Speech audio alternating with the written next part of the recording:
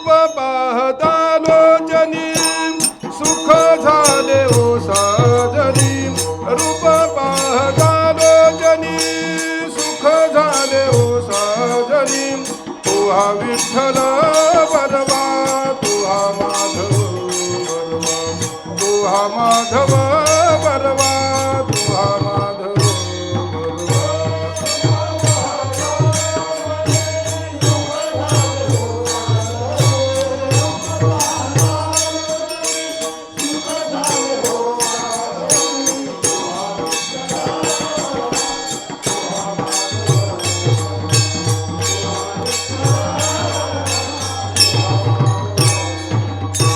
बहुधा सुकृताची जोडी म्हणून विठ्ठली आवडी बहुधा सुकृताची जोडी म्हणून विठ्ठली आवडी तुहा विठ्ठल बरवा तुहा माधव तुहा माधव बरवा तुहा माधव बरवा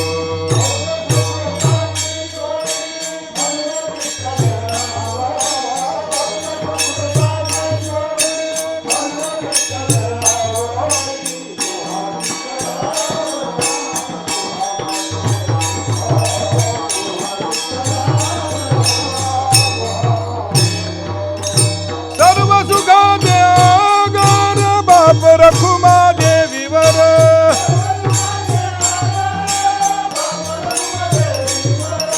सर्व सुखाचे आगर बाप रखुमा देवीवर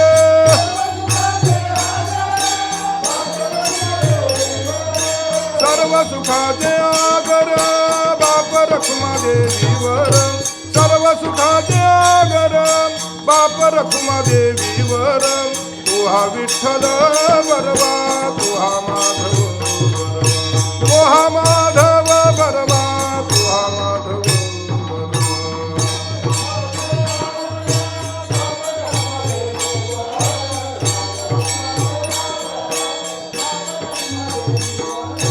तुहा विठ्ठल बरवा तुहा माधव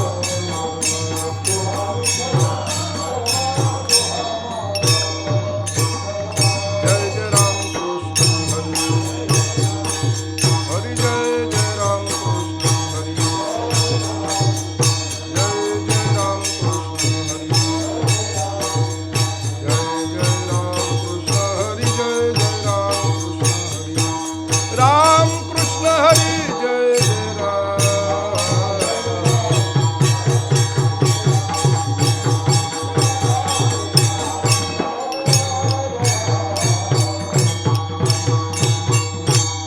धन्याजी दिन झाले संतांचे दर्शन झाले संतांचे दर्शन झाले संतांचे दर्शन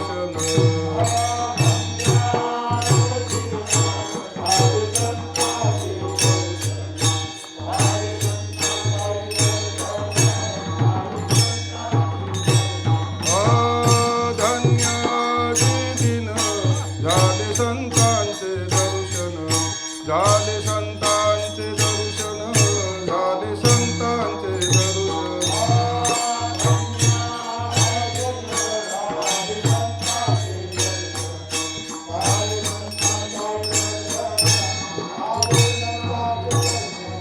झाली पापा तापा सुटी झाली पापा तापा तुटी झाली पापा तापा तुटी दैनी गेले उठा उठी दैनी गेले उठा उठी दैनी गेले उठा उठी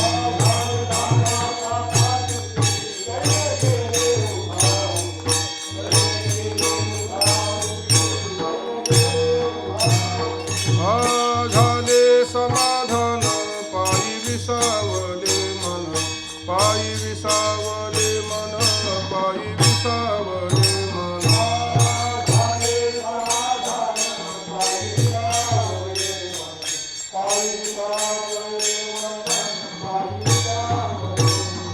झाली पापा तापा तुटी झाली पापा तापा तुटी झाली बापा तापा तुटी दैने गेले उठा उठी दैने गेले उठा उठी दैने गेले उठा उठी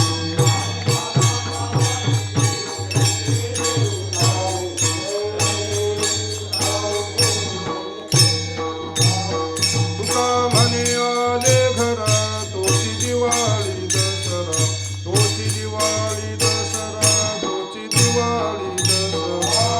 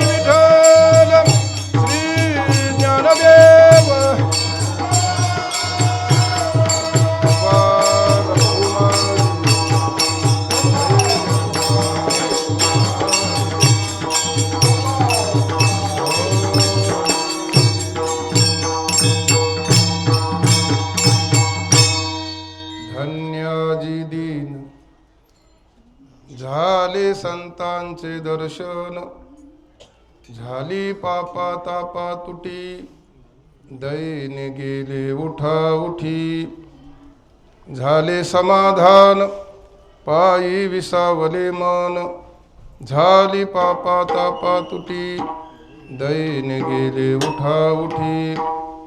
तुका म्हणे आले घरा, तुका म्हणे आले घरा, तोची दिवाळी दसरा, झाली पापा तापा तुटी, दैन्य गेले उठा उठी. विठोबा रघुमाई,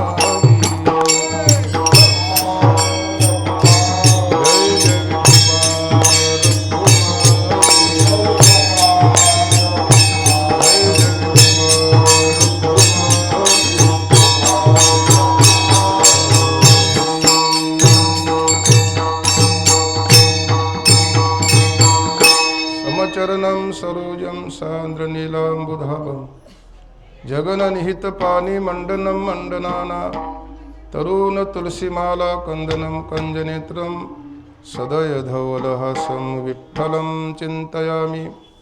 जय जय ओ शुद्धे उदारे प्रसिद्धे, अनवरत आनंदे वर्षेतिये, पांडुरंगा करू प्रथम नमन. दुसरे चरण संतांचिया, त्यांचे कृपादानी कथेचा विस्तारू. बाबाजी सद्गुरु दास तुका संप्रदायपूर्वक पांडुरंगाला प्रणाम करून त्याचंच एक दुसरं रूप आहे आपल्या गावची ग्रामदेवता विठ्ठल बिरदेव यांना प्रणाम करून जमलेले सर्व भाविक भक्त आपल्याला ज्यांनी अपूर्व असा लाभ दिला, सद्गुरु निरंजन महाराज आपणा सर्वांना लवकर टाकून गेले. माऊली, विनयांद माऊली आणि पाठीमागं तुम्हा आम्हाला तेच ज्ञान लेकरासारखं देणारे आई म्हणजे आदिनाथ माऊली आणि आपला सगळा शिष्यवर्ग आबासाहेब देसाई, संदीप महाराज, जमलेले सर्व वारकरी संप्रदायातील भाविक भक्त, ज्ञानानं वयानं थोर असणारी मंडळी, सेवाधारी मंडळी, आपणा सर्वांना प्रणाम करून आजच्या कीर्तन सेवेला प्रारंभ करायचा आहे. याचं निमित्त आहे आमच्या आश्रमातील एक साधक डॉक्टर आणि त्यांच्या मनी मानसी विचार आले की आपल्या घरी एक सत्संग व्हावा. सत्संग वेगळा आणि कीर्तन वेगळं. कीर्तनामध्ये काय आम्हाला वाटत नाही, 2-3 चाली दिल्या की 12 वाजतं. पण सत्संगामध्ये पोट भरून ऐकायला मिळतं आपल्याला. ते एक असावं आपल्या घरी. मग त्याचं नियोजन दिवस तर ठरवायला पाहिजे. आपलं हृदय विनयांद माऊली त्यांची उद्या जयंती आणि स्वामी विवेकानंदांची जयंती, याला अनुसरून उद्याचा दिवस आज घेतला तो माझ्यासाठी घेतला. मला वेळ नाही. ही आमच्या घरची परंपरा पायीवरची असल्यामुळे मी 17 तारखेला निघालो आहे. पताक आहे आणि परत ती दिंडी अशी आहे, ती परतीचाही प्रवास आहे. म्हणजे जाताना 8 मुक्काम, येताना 8 मुक्काम. पुढे वेळ नाही. मग आदिनाथ माऊली म्हटले, ज्या दिवशी महाराजांना सवड आहे त्या दिवशी डॉक्टर साहेब घ्या. ते आज म्हटलं आपण करूया म्हटलं. तो दिवस आजचा आहे. आता सांगायचं काय मला तरी वाटतं की राहिलेलं नाही. आज म्हणजे तुम्ही अमृतपान केलेलं आहे. भोजन झाल्यानंतर शेवटचं काय कार्य असतं, ते पत्रावळ्या काढायचं काम माझ्याकडे आहे. पूर्ण तुम्ही जेवला. काय माझ्याकडे सांगत, काय त्यांनी मोठेपण दिले मला हेच काय नेमकं कळत नाही. 2 तप त्यांना संगत घडली विनयन माऊलींची, 2 ताससुद्धा मला घडलेलं नाही. काय कुणास ठाऊक. परत त्यामध्ये एक एवढं मात्र वैभव आहे की ते कशाचा तरी एक मोठेपणा म्हणतात नाही. कशाचा मोठेपणा म्हणतात? मनाचा. त्या मनाच्या मोठेपणाचं हे वैभव आहे. माझ्याकडे काही नाही महाराज.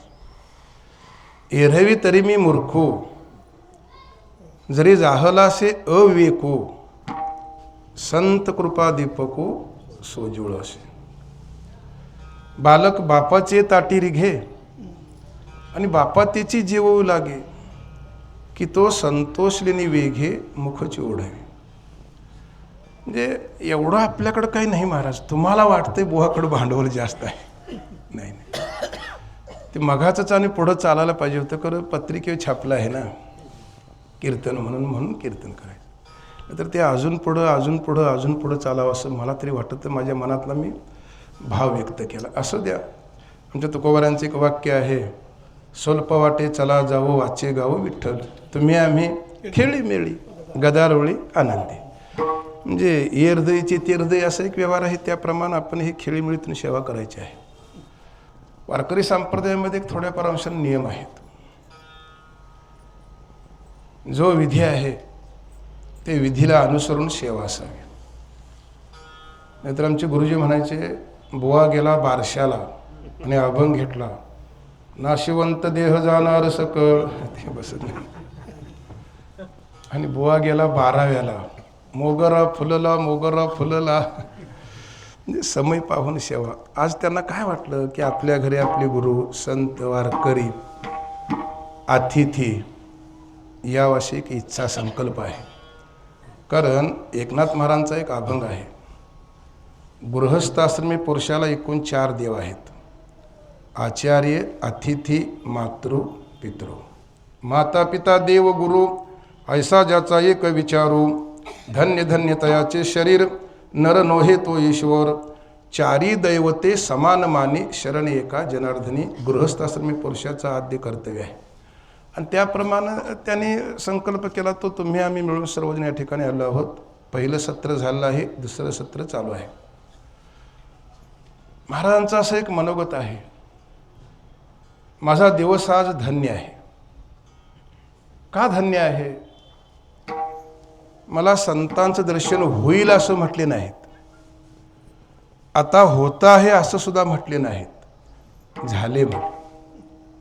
मला संतांचं दर्शन झालं, लाभ काय, फल काय त्याचं? झाली पापा तापा तुटी. त्या भेटीचं फल आहे, पाप निघून गेलं, तापही निघून गेले. बिगर डॉक्टरचा ताप जात नाही, तो ताप वेगळा आणि हा ताप वेगळा आहे. कारण शास्त्रामध्ये एकूण 3 ताप आहेत, आध्यात्मिक, अधिभौतिक, अधिदैविक. पापा तापा तुटी. दैन्य गेले उठाउठी. दैन्य शब्दाचा अर्थ काय हो? मागा 2 माऊलींनी 3 माऊलींनी सगळ्या शब्दांची चिरफाड केली. एका शब्दाचे अनेक अनेक अनेक असे अर्थ आहेत. तेवढी सद्गुरूंची कृपा पाहिजे, या जन्मातले प्रयत्न पाहिजेत, मागलं सुकृत पाहिजे, तर व्यवहार घडतो. नाहीतर मगाची आहेत ती सगळी नाहीत ना, आता निम्मे अर्धे गेली. हा मला रोजचं माहिती आहे महाराज. म्हणून आम्ही आता अलीकडे लोकांना काय सांगितलंय, 7 ते 9 कीर्तन करून मगच भोजन.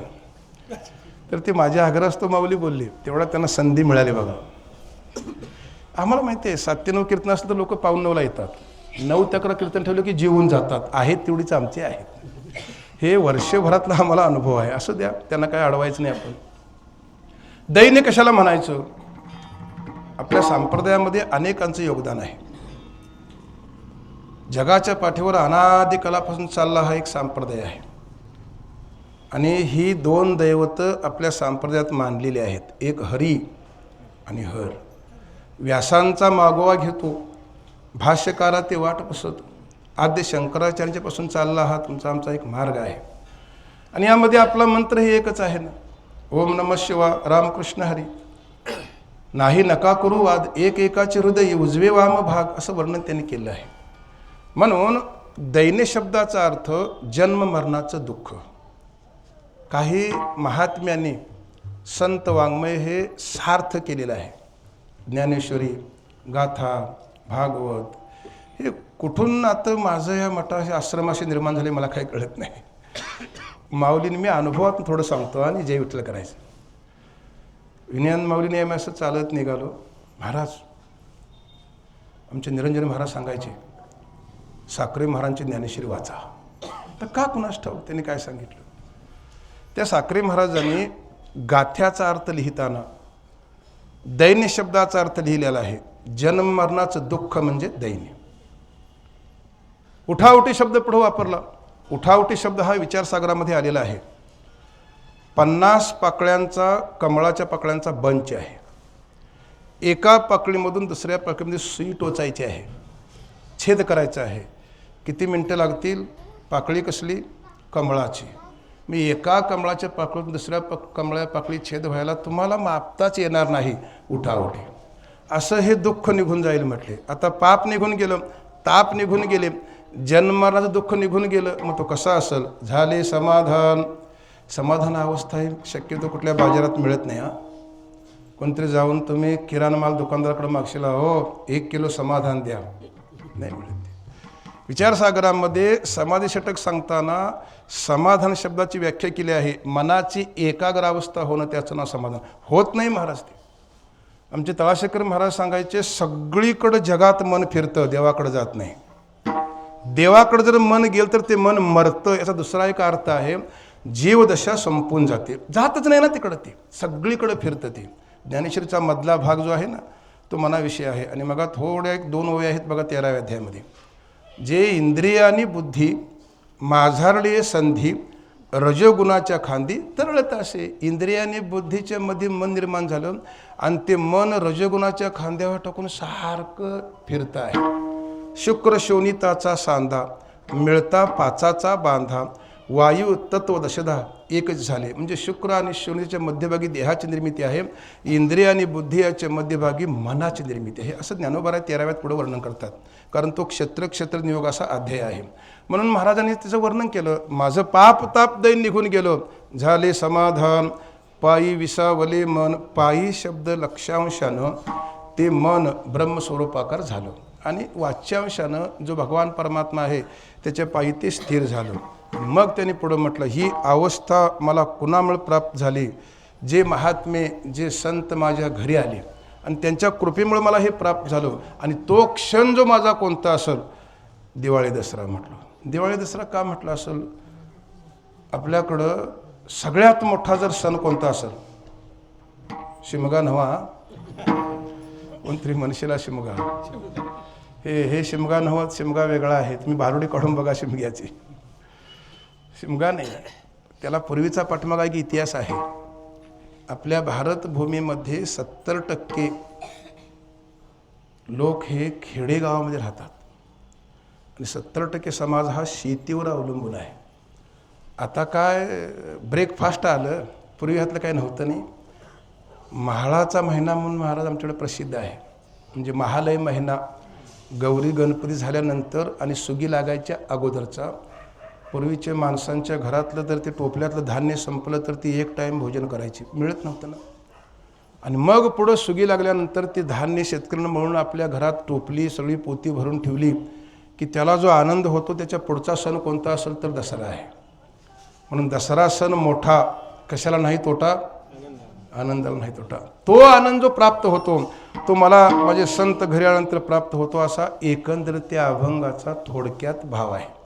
याचं विवरण जर आपण बघायचं तर पहिला अभंगात शब्द आहे धन्य. कधी म्हटलं धन्य. काही माणसं लॉटरी लागली की धन्य म्हणतात, आज मला दिवस धन्य आहे. काही माणसं आणि काही लाभ झाला तर धन्य म्हणतात. काही माणसं ऐहिक जीवनामध्ये परक्यावर विजय मिळवला तर माझा दिवस धन्य म्हणतात. नाही म्हटलं ते धन्य. धन्य का नाही म्हटलो. एकमेव जर आपण शास्त्राचा विचार केला तर मनुष्य मानायला तयार नाही. आपल्याकडे दोष आहेत ना, मानित नाहीत महाराज. मग असे माऊली भरपूर बोलले. मला आमच्या गुरूंची आठवण झाली, तळाशेकर महाराजांची. कारण तुम्हाला परखड बोललेत. काय घेतलं हा सांगा. हो, काय घेतलं सांगा ना. तुम्हाला मी दीक्षा दिली, 100 केले शिष्य, काय काय त्यांनी घेतलं सांगा ना. कारण आमचे महाराज म्हणायचे, गुरुने केलेलं निम्म पुण्य शिष्याला आणि शिष्याने केलेलं निम्म पाप कुणाला? त्यांनी ते सांगितले, हे मी उघड करून सांगायला लागलोय. पतीने केलेलं निम्म पुण्य पत्नीला, पत्नीने केलेलं निम्म पाप पतीला, बापानं केलेलं निम्म पुण्य मुलग्याला आणि मुलग्याने केलेलं निम्म पाप कुणाला? संस्कार नाहीत ना. हे असा एक चढ उतार आहे. म्हणून गुरु होणं कठीण जातं म्हणून तिने परखड बोलली. का तर बुडत हे जन न देखवी डोळा. संतसुद्धा परखड बोलतात. विज्ञान माऊलीसुद्धा गुरुमाऊली परखड बोलायची. 2-3 शब्द मला आदिनाथ महाराजांनी सांगितलं, बरं आबासाहेबांनी मी सांगितलं, कडक होते. जेवताना बी आमचा विषय झाला, केवढं कडक होते ते. कडक होते. कडक म्हणजे आमचे महाराज सांगायचे, अनहितासाठी गोड बोलणारा शत्रू समजावा आणि हितासाठी कठोर बोलणारा गुरु समजावा. देतो तीक्ष्ण उत्तरे, पुढे व्हावं या बरे. का बोलायचे तीक्ष्ण? तुमचं भलं व्हावं म्हणून बोलायचं. तुम्ही चिंतन करत नाही, तुम्ही ज्याप्रमाणे शास्त्र त्याप्रमाणे तुम्ही वागत नाही, तुम्ही ज्याप्रमाणे म्हणजे मार्ग दाखवला संतांनी त्याप्रमाणे तुम्ही जात नाही म्हणून बोलतात ते. कारण ते मार्गदर्शक आहेत. मार्ग दावून गेले आधी दयानिधी संतते, तेनेची पंथे चालू जाता न पडे गुंता कोठे काही. मोडून या नाना मते देती सिद्धांत सौरस. अनेकांचे अनेक मत आहेत. शास्त्रकार जर भांडायला लागले, काही कळत नाही, हे गिचमीड होतं महाराज. आस्तिकशास्त्र आहेत, नास्तिकशास्त्र आहेत. त्यातले 2 शास्त्र आपला संप्रदाय मानतो आहे. एक पूर्वमीमांसा, उत्तरमीमांसा. जैमिनींचं पूर्वमीमांसा आहे, व्यासांचं उत्तरमीमांसा आहे. तात्पर्य आपण सरासरी बघितलं तर महाराज म्हणतात, माझा दिवसाचा धन्य आहे. का धन्य आहे? मला संतांची भेट झाली. एवढं काय संत भेटीमध्ये आहे? झाले संतांचे दर्शन. म्हटलं काय भेटीमध्ये आहे संत? शास्त्र फार वर्णन करतं, तुम्ही रोज ऐकता. पर पुनरुक्तीचा दोष पत्करून सांगायचं. थोडक्यात सांगतो मी, एका जन्मातल्या नव्हे, अनंत जन्माच्या निष्काम कर्मानं निष्काम उपासनेनं 2 दोष जातात. एका जन्मातल्या नाही, एका जन्मात ही घडना, कर्मचं अजून कळना. निष्काम कर्म कोणतं, काय कोणतं, काय कळत नाही महाराज. मी तर रोज सांगतो आहे, सोपं सोपं सोपं. पंढरपूरला किंवा कुठल्याही मंदिरात जर माणसं गेलीत तर त्या चौकटीला गणपती बघायचा. पांडुरंगाचं गणपती चौकटी असेल तर त्याचं बुक्क्यानं सगळं तोंड राड झालेलं असतं. आणि इतर ठिकाणी बघितलं तर त्यांचं पेड्यांनी नाकात डोळ्यातनं सगळं ते पेढा गेलं. असा देव आहे का? मग काय सांगितलं माऊलींनी, अरे हृदयात देव दाखवला आणि कुठं चाललायस म्हणून सांगितलं. देव आहे कुठं तुझ्याकडं? तैसा हृदयामध्ये मी रामू, असता सर्व सुखाचा आरामू, भ्रांता शिकामो विषयावरी, एरवी सर्वांच्या हृदय देशी, मी आमुका हे ऐशी, जे बुद्धी स्फुरे अहर्निशी ते वस्तू गामी. हेच वर्णन केलं संतांनी.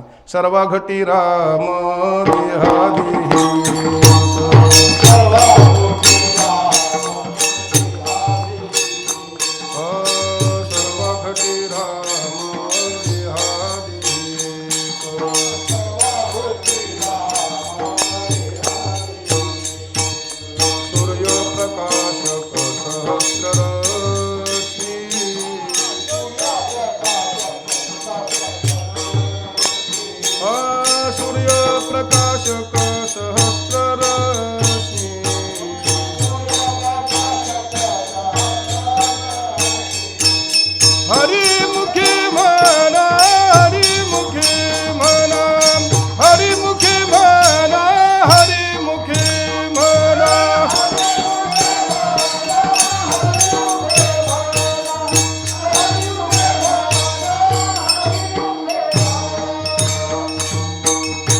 हला काना नाही, रीला दुसरी वेलांटी नाही.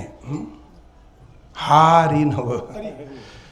साखरे महाराज तेवढे सांगायचे, रामकृष्ण हरी, तर बाकी सगळे कीर्तनकार हरी. अगा हरी नव हरी. हरीचा अर्थ वेगळा आहे, हरीचा अर्थ वेगळा आहे. म्हणून त्यांनी वर्णन केलं आहे. कसं वर्णन केलं? सर्वा घटी राम देहादी हे एक, सूर्यप्रकाशक सहस्त्रश्मी. सगळ्यांच्या हृदयामध्ये भगवान परमात्मा व्यापकत्वानं नटलेला आहे. पर भ्रांताशी कामो विषयावर. त्या भ्रांताविषयी भरपूर चर्चा झाली. काही काही आमचे महाराज व्याख्या सांगायचे. आहे ब्रह्म दिसता हे जग, भ्रांती आहे. आहे दोरी म्हणतो आहे सर्प, भ्रांती आहे. आणि एक वाक्य मी महाराजांच्या मुखातून ऐकलं, मायेचं कार्य काय आहे? आहेच्या नाहीचा निश्चय करणं म्हणजे माया, असं महाराज सांगायचे. आहे काय? ब्रह्म. आणि दिसतं आहे काय? जगत. कुणाचं कार्य? मायेचं कार्य आहे. असं त्या काही थोड्या माऊलींनी भरपूर व्याख्या सांगितल्या. मी तरी रात्रभर उठलो नसतो, पण तुमची जेवायची गडबड आहे ना, जायची गडबड आहे तुम्हाला. जायचंच आहे एक दिवस महाराज. कोण राहत नाही तर आजा गेला, पंजा गेला, बाप मसना गेला, देखत देखत नातू पंतू तोही तैसा झाला. जायचंच आहे ना महाराज, पण कुठून जायचं हे आपल्याला कळायला पाहिजे. तात्पर्य आपण बघितलं तर तो भगवान परमात्मा सगळ्यांच्या हृदयामध्ये आहे. याचा अर्थ तुम्ही आम्ही स्वरूपानं देवच आहोत. ही अनुभूती येत नाही, ते अनुभूती आणून देणारे कोणी असले तर संत महात्मे, त्यांचं कार्यच आहे महाराज. आम्ही वैकुंठवासी आलो या चिकारनाशी, बोलिले जे ऋषी साच भावे वर्ताया, झाडू संतांचे मार्ग आडराणी भरले जग. आडराणी याचा अर्थ जीवाला खरंहित कशामध्ये आहे हे कळवून देणं संतांचं कार्य, म्हणून त्याला आडराणी म्हटलेलं आहे. अजून काही ठिकाणी म्हटलं बघा, अवतार तुम्हा धराया कारण उद्धराया जन जड जीवा, वाढावया सुख भक्ती भाव धर्म कुळाचरणा विठोबाचे. पुढं वर्णन केलं त्यांनी. पिटू भक्तीचा डांगोरा कळी काळा सिधा कदरारा, तुका मनी करा जय जय कार्यानंदी आम्ही वैकुंठवासी. एवढ्यासाठी संत आले. संतांना प्रारब्ध नाही, संतांना इच्छा प्रारब्ध आहे, आम्हाला अनिच्छा प्रारब्ध आहे. आम्ही जातो म्हटलं तर जाता येत नाही, ते राहत नाहीत. कार्य आहे, आम्हाला काही भेटतात माणसं. महाराज 102 वर्षे झाली, तुमचा कोण देव आहे त्याला सांगा की एवढं न्या म्हणून, नेत नाही महाराज. आणि पुढं गेली की बोर्ड असतो बघा, जो आवडे सर्वाला, त्याला राहायचं असतं ठेवत नाही, याला जायचं असतं नेत नाही. अनिच्छा प्रारब्ध. संतांचं नाही असं, कार्य संपून निघून जातात. काही गोष्टी माऊलींच्या डोळ्यातून पाणी येतं ना. मी घरी गेलो, विवेक माऊलींचं लग्न झालं आणि ते कोरोनात झालं नाही आपलं, मला सगळ्यांना माहिती आहे. तिघं तुम्ही फक्त हजर होता असं, आम्हाला जाता चाल नाही ना.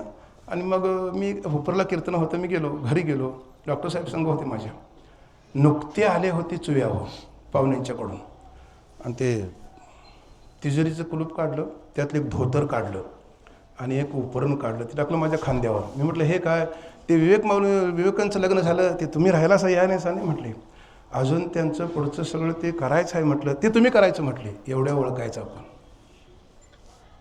ताकद आहे ना महाराज सेवेची. आपुले मरण पाहिले म्या डोळा, हे सगळ्यांना जमत नाही महाराज. एक शब्द तेवढा मी हृदयावर करून ठेवला, नंतर मला कळलं हे ते बोलले ते खरं बोलले. तुम्ही करायचं म्हणले, म्हणजे आम्ही त्याला हजर नाही त्यांनी तेव्हा सांगितलं. त्याला इच्छा मरण म्हटलेलं आहे, अनिच्छा नाही महाराज. संतांची इच्छा, कार्य संपलं निघून जातात. ते आम्हाला वाटतं असावं असं, पण नाही महाराज. ते तेवढ्यापर्यंत ते अभ्यासानं, श्रीगुरूंच्या कृपेनं, संत संगतीनं, आपल्या या जन्मातल्या सेवेनं, प्रारब्धाप्रमाणे ते तिथंपर्यंत प्रयत्नानं गेलेले होते ते. आणि त्यांना ते कळतं महाराज सेवेमध्ये, पण सेवेत राहायला पाहिजे ना. 2 तास डॉक्टरांच्या घरी कीर्तन, 2-3 प्रवचनं, एवढ्यात तो देव एवढा हलका आहे का सांगा महाराज कळायसाठी. ठाईचं बैसणी करा एकचित्त व्हायला पाहिजे. ठाईचं बसाय शिकला पाहिजे. मन नलगती सायास. आमचे कीर्तनकार नुसतं म्हणतात, तुकोबाराय सांगतात नलगती सायास. ते कसं सांगितले ते अगोदर बघा तरी. सुखे येतो घरा, हो येतो कर, पुढचं म्हण ना तो. ठाईचं बैसणी बसाय शिकलं पाहिजे, एकचित्त व्हायला पाहिजे. ज्याला अळवायचं आहे त्याच्याविषयी आपल्या अंतःकरणामध्ये आवड पाहिजे ना. आवड नसेल तर कसं होणार?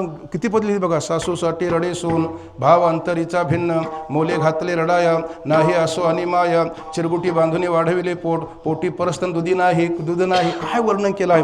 भाव नाही, प्रेम नाही, आवड नाही, सेवा होत नाही महाराज. संतांच्या वचनावर, श्रीगुरूंच्या वचनावर ठाम निश्चय पाहिजे आपला, संशय रहित असेल तर तो व्यवहार होतो. म्हणून 2 दोष निघून जातात, पण आवरण दोष निघून जात नाही. तो घालवायसाठी घालवावं लागत नाही, त्याच्या पुढचं शास्त्र आहे ते. कारण अज्ञान खंडण्याचं भरपूर वर्णन केलं आहे. दोरीवरला सर्प असेल तर तुम्हाला मारता येईल ना, नाहीच ना. तो भासला कशामुळे? भ्रांत बुद्धीनं. ते काढायचं कार्य करतात. त्याला विचारसागरामध्ये 2-3 उदाहरणं आहेत. एक 10 जण प्रवाशांचं आहे, एक भरचूची कथा म्हणून आहे, आणि एक रज्जू सर्प. भरचूची कथा 5व्या तरंगामध्ये आहे. तुम्हाला थोडक्यात सांगून आपण पुढं जायचं.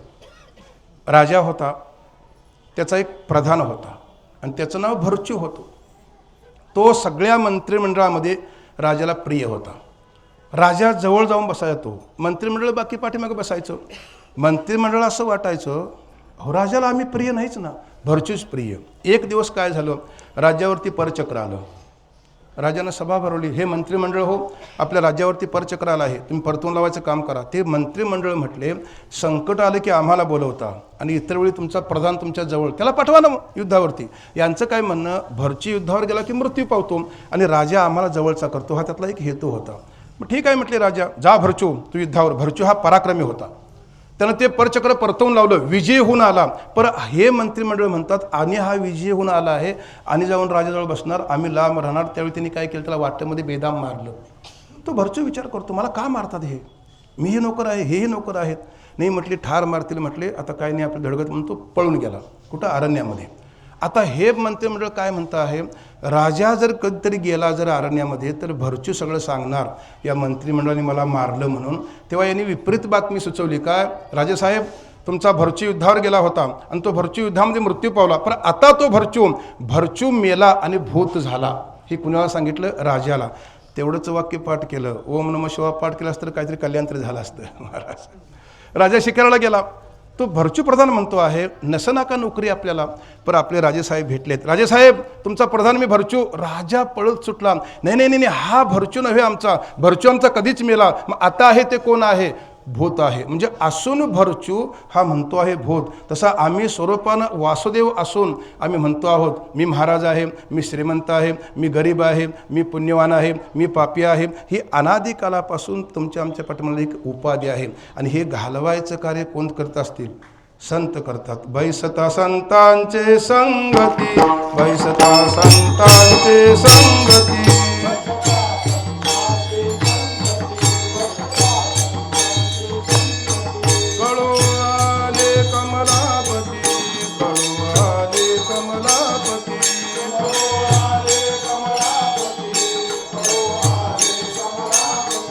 आपुले कोणीच नावती, आपुले कोणीच नावती.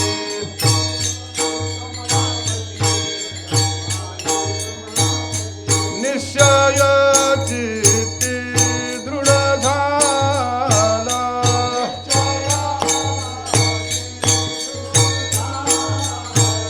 बैसता संतांची संगती, बैसता संतांची संगती, बैसता संतांची संगती, बैसता संतांची संगती.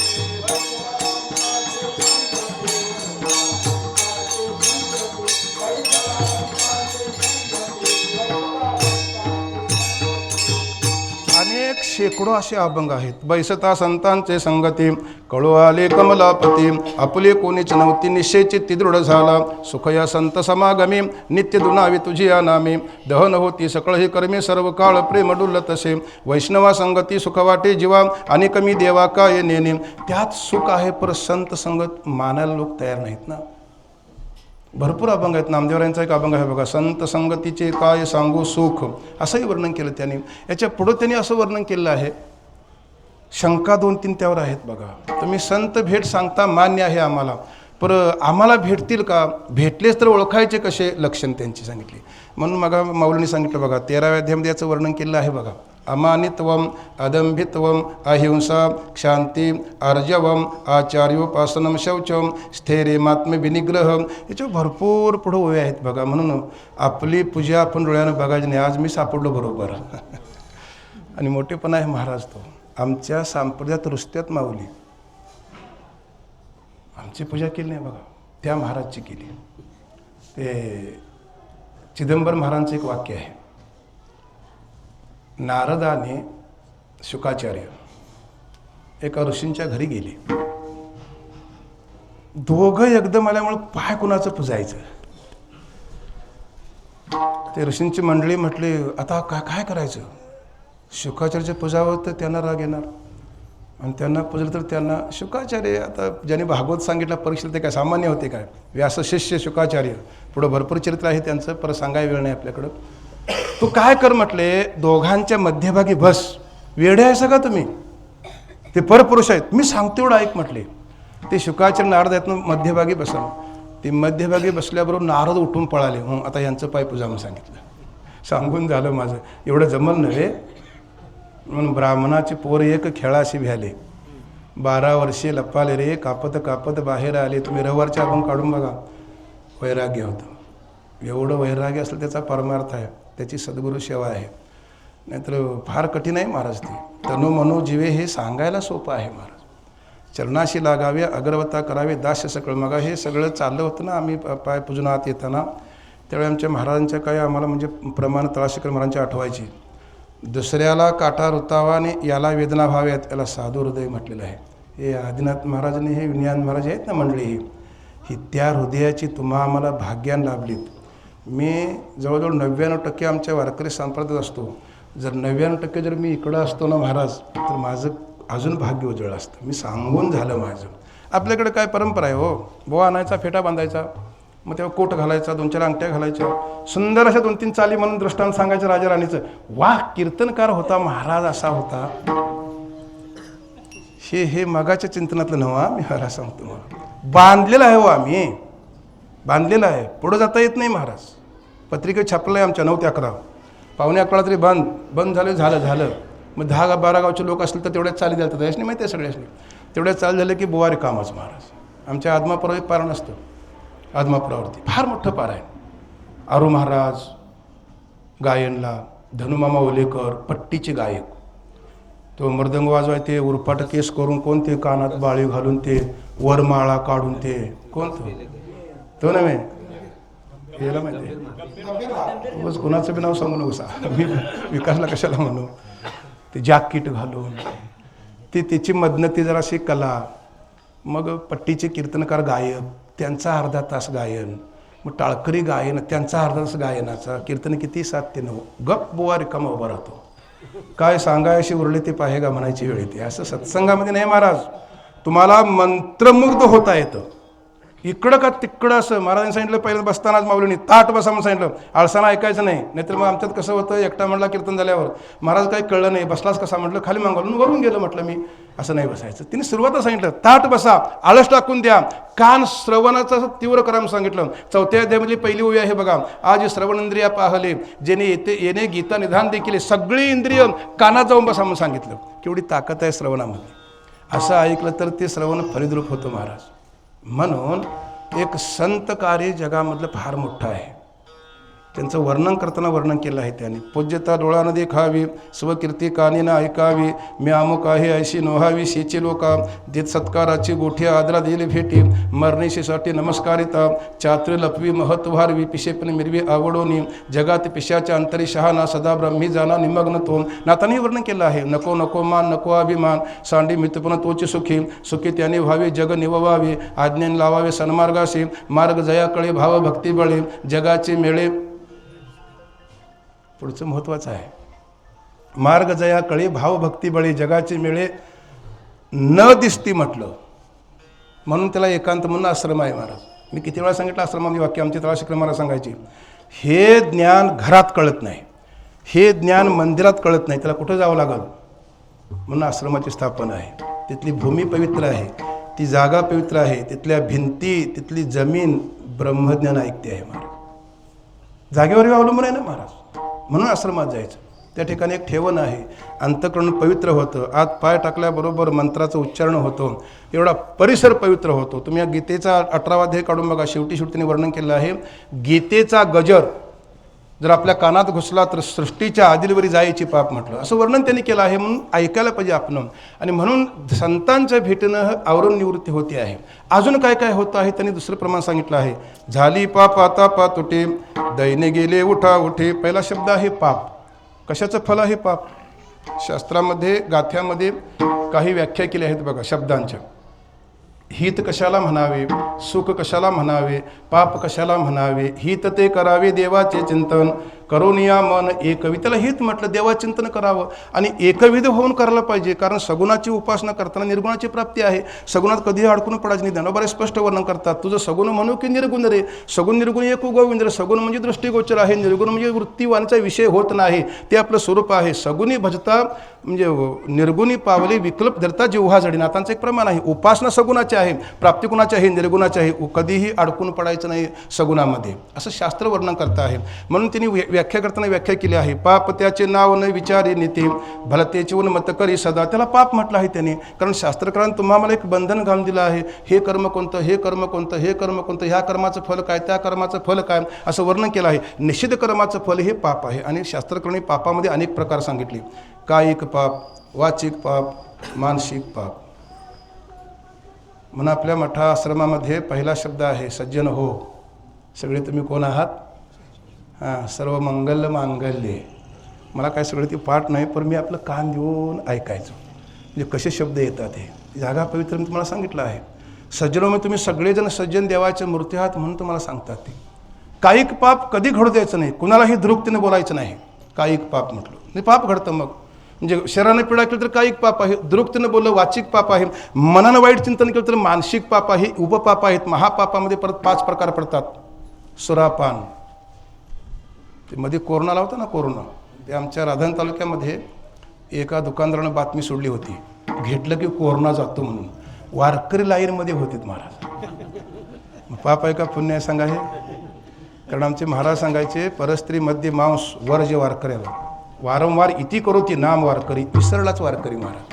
त्याची भरपूर व्याख्या केली आहे. षडविकारावर वारकरी, त्याचं नाव वारकरी आहे. कोणकोणते षडविकार आहेत आपल्याकडे 16वा अध्याय लिहिला आहे बघा, असुरी संपत्ती योग म्हणून, त्यात त्यांनी वर्णन केलं आहे कोणकोणते विकार. म्हणून सुरापान, ब्रह्महत्या, परसदारागमन, गुरुपत्नीकडे वाकडं न बघणं, चौघांची संगत करणं, किती झाले ते महापाप. पाप निघून जाण्यासाठी एक संत भेट सांगितलं, नामस्मरण सांगितलेलं आहे आणि अजून निष्काम कर्म सांगितलेलं आहे.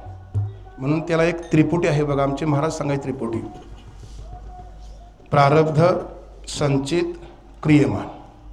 त्याला 3 काळ आहेत, भूत, भविष्य, वर्तमान. घडणारं क्रियमान आहे त्याला भविष्यकाळ म्हटलं, साठा जो आहे त्याला संचित म्हटलं, आणि आता जो भोगतो आहोत त्याला वर्तमान म्हटलं. मग आता जे आम्ही भोगतो आहोत ते या जन्मातलं का मागल्या जन्मातलं? काही माणसं, मी आता चाललो आहे वारीला, उद्या 17 तारखेला जाता आता म्हणायचं, रामराम बुवा येता का वारीला? होय बुवा 10 वर्षे वारी करतोय. काय फरक पडला सांगा, काय फरक पडला? दुःखच आहे ना. आता या जन्मातले वारीचं आणि त्या दुःखाचा काय संबंध आहे का सांगा? ज्ञानोबा स्पष्ट वर्णन करतात. देखे झाड जाणी जे फुले, मानस जाणी जे बोले, भोगे जाणी जे केले पूर्वजन्मीचे. आपल्यासमोर कुठल्या झाडाचं पान धरलं, पानावरून झाड कळतं. आपल्यासमोर कोणी मनुष्य जर बोलत असेल त्याच्या बोलण्याच्या मनातला भाव कळतो. आणि या जन्मातले भोगावरून मागलं कर्म कळतं. जर परमार्थ करून जर प्रतिकूलता असेल मागलं जड आहे, आणि लांडायला बडे करून जर तो म्हणजे सुख भोगत असेल तर मागलं चांगलं आहे. मागलं हे भोगूनच संपवावं लागतं. एक अभंग आहे, रोज भांडणं आमच्या संप्रदायामध्ये आहेत. एका जनार्दनी भोग प्रारब्धाचा, हरिकृपे त्याचा कसा नाश होईल? मनात महाराज काय खोटे होते काय? नाश होत नाही. त्याला लिहिले उदाहरण त्यांनी, ललाटीची लिहिले न मुडीता काही केले, काळे गोरे पंथ तिला फिटवून येणे. दुधानं तुम्ही किती आंघोळ घाला कावळ्याला, पांढरा होत नाही. मग भोगूनच संपवायचं. नाश झाला कसा? यातून एक आमचे गुरुजी सांगायचे, ते भोगत असताना प्रतिकूल जरी भोग असले तर चित्तामध्ये भगवंताचं स्मरण असल्यामुळे ते कधी भोग भोगून संपले हे कळत नाही. नाश झाला असं नाश होत नाही महाराज. ते कधी भोगून संपले कळत नाही. त्याने असं वर्णन केलं. यात पळवाट कशी आहे बघा, थोडक्यात सांगून पुढे जातो मी. अकर्ता राहिला तर क्रियमान घडत नाही, पण अकर्ता राहायला तयार नाही. महाराज हे सगळं उभं केलं. कोणी उभं केलं? आमच्यामुळे हे चाललं आहे. आमच्या तर संप्रदायामध्ये पार हे एवढ्या वर्षे पारायण उभं केलं कुणी? संपलं तुझं कर्म महाराज. कोण करणार सांगा? देव मानवाची चालवी अहंता, मी एक करता म्हणू नये. साळुंकी मंजुळ बोलत सेवानी, बोलविता धनी वेगळाची. चाले हे शरीर कोणाचे सत्य, कोण बोलवितो हरेविन. देखवे ऐकवे एक नारायण, तयाचे भजन चुको नको. वृक्षाचे पान हले ज्याची सत्ता, राहिली अहंता मग कोठे. कोण तू करणारा? अकर्ता व्हायला पाहिजे. हे सांगितलं अर्जुनाला. मी मारित आहे मरते, ऐसा वेटाळा होता मोहे बहुते. कर्मनिवाधिकार असते. अकर्ता राहिला तर क्रियमान घडत नाही. देह तादात्म्य अवस्था जर प्राप्त झाली तर कधी भोगून भोग संपले कळत नाही, पण अहम जायला पाहिजे ना. म्हणून महाराजांचं एक प्रमाण आहे, असो ऐसा कोठे आठवची नाही, देहीची विदेही. जमत नाही महाराज. भागवतामध्ये एक चरित्र आहे, ते सगळं सांगून होत नाही ना. कदुरी आख्यान म्हणून आहे. आता ते कदुरी आख्यानामध्ये त्यानं ती अधर्मानं संपत्ती मिळवली असते. धर्माचे वटेकरी 4 जण, चोर, राजा, अग्नी, रोग घेऊन गेले सगळे. त्याला भिकार म्हणजे त्याला भिकारी झाला तो, त्याला वैराग्य प्राप्त झालं. आणि त्यानं सांगितलं, मी मिळवलं, माझं राहील नाही, तुमचं राहील मी सांगू शकत नाही.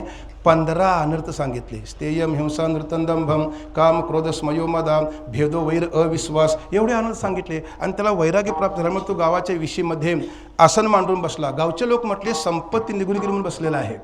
लोक त्याच्या अंगावर थुंकून जायचे. त्यातले काही लोक म्हटले, काय हो तुमच्या अंगावर थुंकले? तो म्हटला, थुंके आले कशातून? देहातून. थुंकले कशावर? त्याचा माझा काही संबंध नाही. असो ऐसा कोठे. वाकडं बघितलं तर पटाटा पाडतात लोक दिवसा ढवळ्या. काय झालं भांडण, वाकडं बघितलं म्हणून, आणि अंगावर थुंकले तरी महाराज नाही. ही अवस्था प्राप्त झाली तर कधी भोगून संपलं कळत नाही. आणि संचित जे आहे श्रीगुरूंच्या कृपेनं यथार्थ ज्ञान झालं, संतांच्या कृपेनं संचित सांडवले काही होते ते जवळी, वितगोत पुतमाया तुटली हे लागावळी, निष्काम झालो देवा होते माझे कपाळी, तुका म्हणे तुझे आता माझा सर्वस्वी बळी. असं जळून जातं संत कृपेनं, ते श्रीगुरूंच्या कृपेनं. पर तशी कृपा साधक असा असायला पाहिजे, आणि त्यांची ती त्रिपुट निघून जाऊन साध्य आहे तेच आपण आहोत अशी अनुभूती आपल्या गुरूंच्या कृपेनं आली तर तो व्यवहार घडतो आहे. म्हणून त्यांनी वर्णन केलं पहिल्यांदा पापा तुटी म्हटलं. संत कृपेनं पाप निघून जातं, ताप निघून जातात. एक निळोबारांचा अभंग आहे, देहात रोग प्रकट होणं आध्यात्मिक ताप, दुसऱ्याकडून पीडा होणं आधी भौतिक ताप, आणि भूत पिशयाकडून पीडा होणं आधी दैविक ताप. ही तिन्ही ताप साधू दर्शनानं निघून जातात. जाय त्रिविध तो ताप ऐशे विठोबाचे नाम, किंवा त्रिविध तापाची झाली बोळवण देखील चरण वैष्णवांचे. नाथ महाराज वर्णन करतात, साधकांचा माय बाप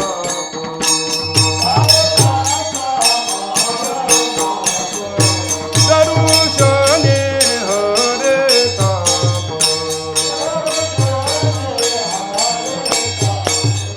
सर्वभूती सुख रूप,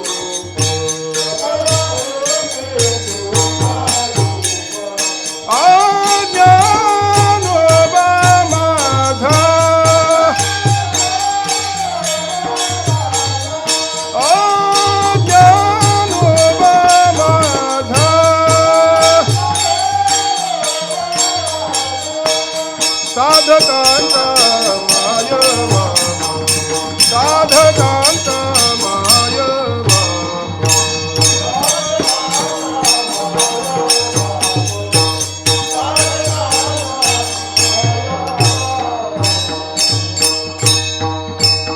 त्या पापाविषयी एक श्रीगुरु दादा महाराजांचं उदाहरण आहे. हे असं आपल्याकडे जमतं का बघा, म्हणून उदाहरणं सांगायची.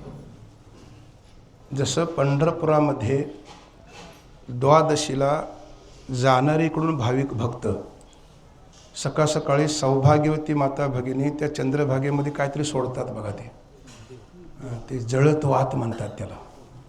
तसं काशीच्या घाटावरती मणिकर्ण घाटावरती एक विधी आहे. ब्राह्मण मंडळी बसतात आणि जाणाऱ्या भाविकांना ते अडवतात. अहो थांबा, का हो, अहो इथं तुम्ही म्हणजे यज्ञाला बसा, तुमच्या हातावर आम्ही पाणी घालतो, आम्ही मंत्र म्हणतो, पाणी मंत्र म्हणलं संकल्प सोडायचा, तुम्ही पवित्र व्हा, आम्ही मंत्र म्हटला की तुमचं पाप सगळं निघून जातं, तुम्ही पवित्र व्हाने गंगेची आंघोळ करा. कारण खाली गंगा वाहते ना. सगळे जाणारे मंडळीत यज्ञाला बसायचे. का बसायचे? पाप जाऊ दे म्हणून. जाऊ दे म्हणतात त्यावर ते आहे नव्हे, सिद्धच आहे ना महाराज. दादा महाराज त्या घाटावरून चालले होते, त्यांना अडवलं. अहो थांबा थांबा म्हणले. का हो? इथं तुम्ही बसा, आम्ही मंत्र म्हणतो, तुम्ही असे ओंजळ करून बसा, तुमच्या हातावर पाणी घालतो आम्ही मंत्र म्हणून झाला की तुम्ही ते संकल्प सोडा, तुमच्या आयुष्यातलं सगळं पाप निघून जातं, तुम्ही पवित्र व्हाने गंगेची आंघोळ करा. दादाने एकच वाक्य उच्चारलं, अरे बाबांनो, उभ्या आयुष्यात मी पापच केलं नाही, तुम्ही घालणार काय सांगा, असं आपल्याला हे सांगता आलं पाहिजे. त्याचा सद्गुरूंची सेवा संत भेटीचं फल आहे. एवढं जमन नव्हे महाराज.